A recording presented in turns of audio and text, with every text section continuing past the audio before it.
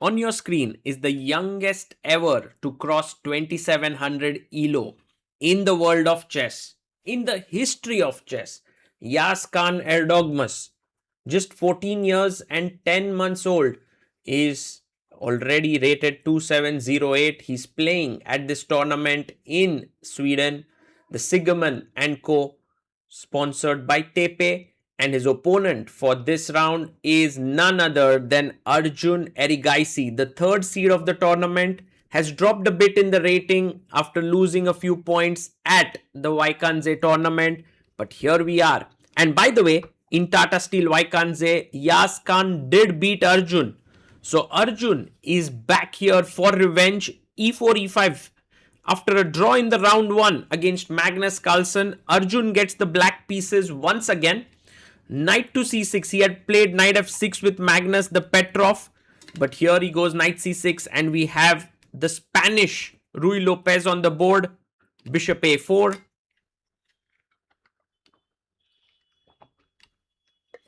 And knight to f6, attacking the pawn on e4.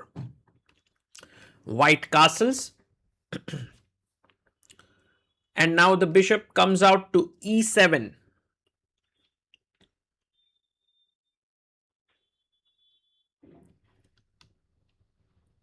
And white goes pawn to d3, just defending the pawn, simply bringing out the bishop. The knight can come out when needed.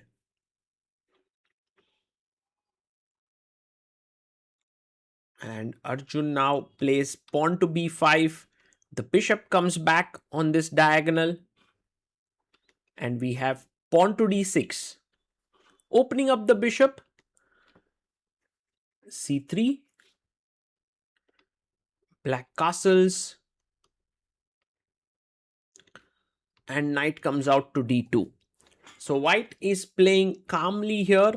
Meanwhile, Arjun goes for the typical maneuver where you hit the bishop and free up your c pawn to move 2 steps ahead. Pawn to c5 played.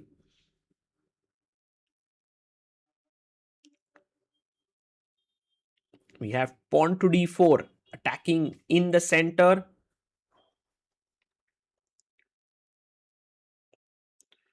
And now pawn takes pawn. And white goes pawn takes pawn. Many ways to play here. Knight c6 is one of them. Queen c7 defends the pawn on e5. And well, maybe b3 with the idea of bishop b2 makes a lot of sense. But Yaz goes d5. And this is a tricky move because knight b7 is very cool. You want to go to c5. And if you play b4, there is a5. But Arjun doesn't go for knight b7 ideas. He first brings his bishop out. And what is he going to do next? Is he going to go back to d7? He goes back to h5. And with this move, Yaz, now this bishop is in a questionable situation because it could become passive. It could also be very well positioned. Now, attacking the bishop on c2. The bishop can go to d3, but then knight b7, knight c5 hits it. So bishop b1 played by Yaz. White's pieces look a bit passive, but you must remember that, Arjun goes bishop d8. He wants to come via b6 and g4. I love this move. Essentially, just getting ready to move the knight away. Bishop goes back. There's no point in sacrificing material. There are no attacking pieces. So bishop goes back, knight f1. You want to put your knight on g3, defending e4, and then coming into f5. Knight goes back. And the knight is ready to jump into c5. Knight g3. Slowly and steadily, white's pieces are coming to life. Knight comes into c5, attacking now the e4 pawn 3 times. King g2. And rook to b8. The rook moves in, and maybe you want to create some play. Queen e2. And just queen to a5. And can Yaz simply start pushing his kingside pawns? No, he goes here. By the way, h4, knight b3, AB queen A1, and there is some ideas like bishop G5 and H5 in the air. Too difficult to calculate. Knight D7 and now rook H1. And slowly Arjun is starting to take over now. Bishop H4. Blocking the H pawn is a good move. And you can see how black pieces are doing very well. White pieces look a bit clumsy. Queen E3, and Yaz is down to 4 minutes on his clock already with 16 more moves to make to reach move 40. H6 played so that bishop G5 can come in. And knight comes to F3, attacking the bishop. Now you take, bishop takes G3. King takes on G3. And we have a knight to F6. You go knight D2 back. And maybe the idea is to double down the C file to put pressure here. F3. Just solidifying the structure. Rook C7. The rooks are well placed. And now rook to D1. I like how Arjun slowly and steadily trying to get his pieces here. It does feel everything's loose, but nothing's falling. Queen B6. B4 wouldn't be that great because knight jumps in here. King F2 and now A5 would be a strong move.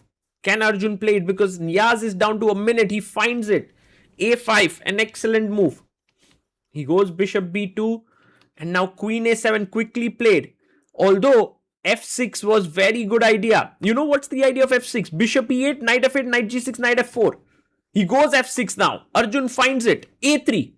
And now just move the queen away. Queen B8, queen B7 so that B4 you can move your knight. But Arjun goes rook A8. That's a step in the wrong direction.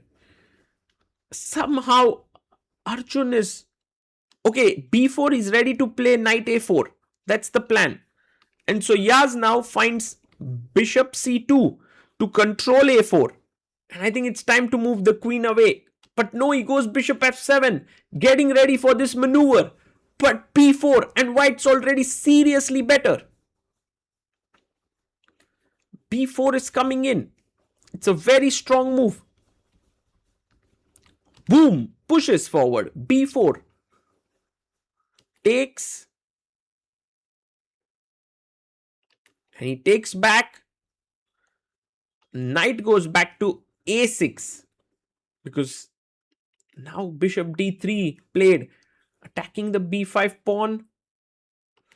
Queen B8 and now just bishop C3 defending this pawn looks also very nice. No, he takes, knight takes C7 and if rook A8, just knight A8. He goes knight B3. Maybe taking on A8 was better, but Arjun comes in with his rook.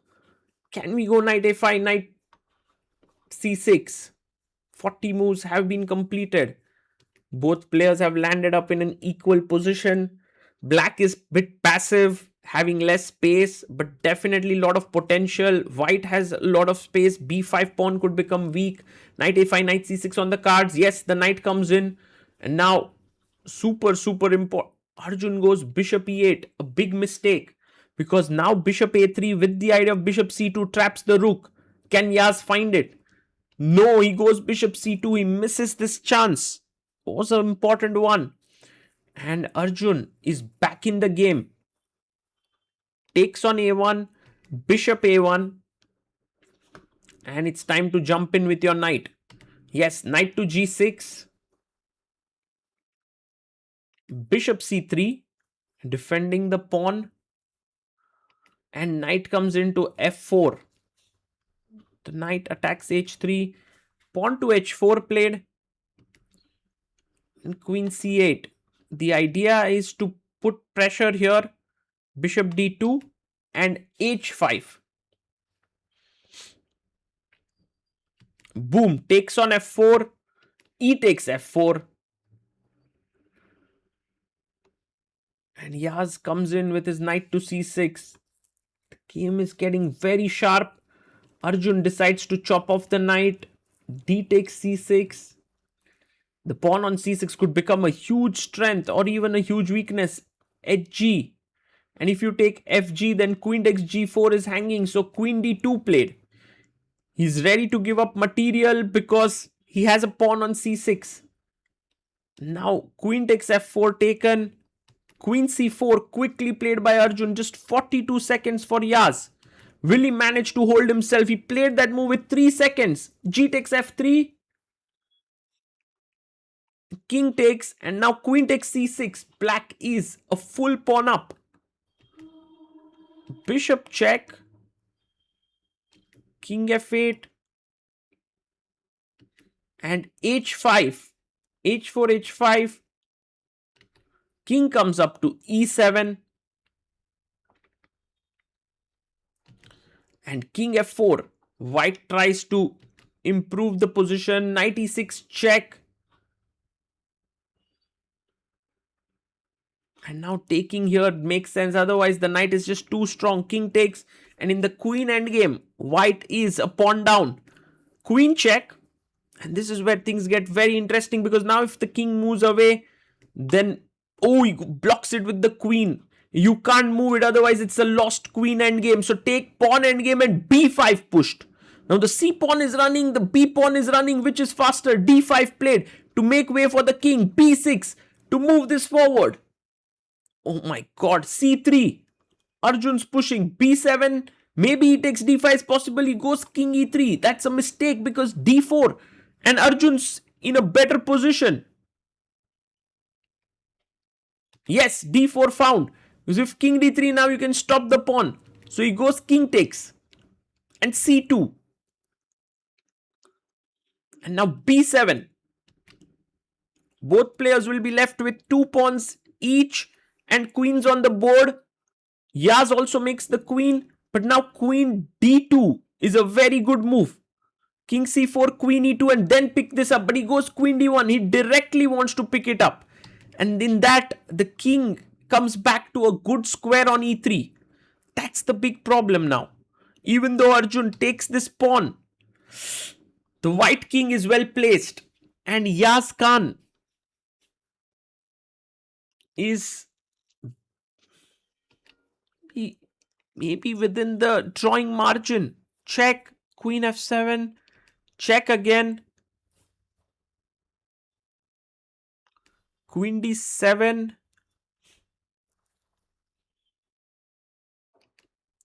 A check here. And king d6. He goes queen f8 check. And king c6. Check to the king. And comes back to c7. And now comes the key moment. Because now imagine if the king ever manages to reach here. Arjun would be doing really well. So like queen d5, king e7. But e5, what a move by Yaz. What an incredible pawn sacrifice. I mean, how did he even come up with this? The point is, now he clears the 4th rank for the queen. King c6, because if you go king e6, there's queen g4 check, attacking the queen and the pawn. So king c6 check. King c7, again a check. These checks just don't stop. And if king d6, queen b4 check. Yaz has just found the perfect square to give a check for every square that the black king goes to. And here, I guess, there's no way for Arjun to make progress. He offers a draw with 2 extra pawns. And it's a draw. Well, there were so many key moments. I don't know who should be more upset here because Yaz also got a great position at some point. But I think Arjun had a better position throughout the middle game. And this key moment where he could have given queen d2 check. I mean, it's very subtle and in less time, it's not so easy to foresee. And now taking this would mean that in some similar lines like here, there is this counter check. the king on e3 was just too safe in the game, and there were no checks, and that ended in a draw. So maybe Arjun could have put more pressure on his opponent. Then again, Yagiz Kaan Erdogmus, he plays so well under time pressure. I'm just amazed by the youngster's tenacity, and he moves to 1 point out of 2. So does Arjun. Right now, we have three leaders in the tournament: Magnus Carlsen, Andy Woodward, and Nodirbek Abdusattorov, who are all on 1.5 points. This remains an exciting tournament to follow, and we hope that Arjun manages to score his first win in the tournament. We'll also follow Yagiz Khan's game, who is pitted against Magnus in the final round, that grand finale perhaps. But let's just hope to see some good chess. For now, this is Sagar Shah signing off. I hope you enjoyed the game.